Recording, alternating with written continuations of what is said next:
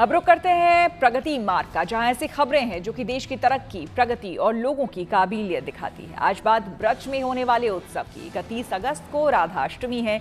इस दिन बरसाना के राधा रानी मंदिर की छटा देखते ही बनेगी। यहाँ राधा रानी का जन्मोत्सव मनाने की भव्य तैयारी चल रही है। बरसाना में राधा रानी को लाडली नाम से पुकारा जाता है।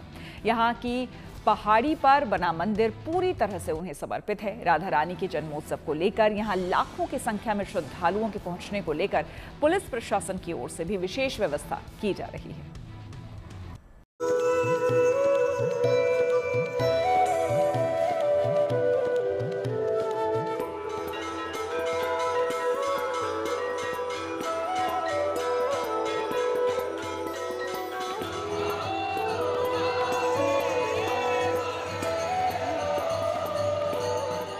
ब्रज में जन्माष्टमी के बाद अब एक और उत्सव की तैयारी जोर शोर से चल रही है। भगवान श्री कृष्ण के जन्मोत्सव के बाद अब उनकी प्यारी राधा रानी का जन्मोत्सव धूमधाम से मनाया जाएगा। राधाष्टमी के लिए बरसाना के ब्रह्मांचल पर्वत पर स्थित राधा रानी मंदिर को दुल्हन की तरह सजाया जा रहा है। मंदिर से लेकर द्वार तक लाइटिंग से जगमगा रहे हैं।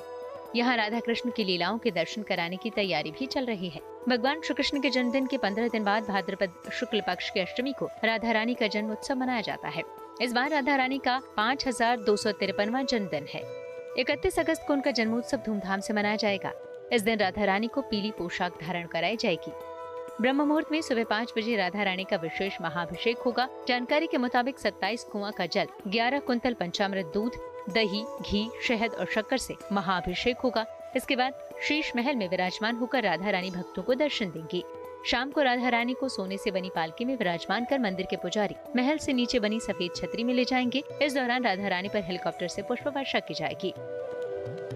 पारंपरिक उत्सव होंगे। सप्तमी के दिन नंदगाम बरसाना की संयुक्त समाज का गायन होगा। चाप बधाई जो आती है, अलग अलग ब्रज के गांवों से बधाई राधा रानी के लिए आती है, वो होगी।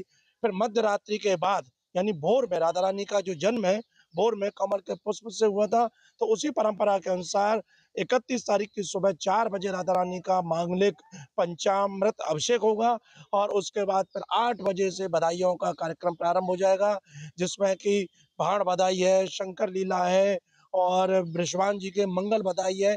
ये सब पारंपरिक जो संत और ऋषियों के वाणी है, उनके पद है, सैकड़ों वर्ष उन्होंने के उनका गायन होगा और खूब बधाई लुटाई जाएंगी। भक्त लोग आएंगे, खेल खिलौने, मिठाई, फल फूल जो हमारे ब्रज की परंपरा है।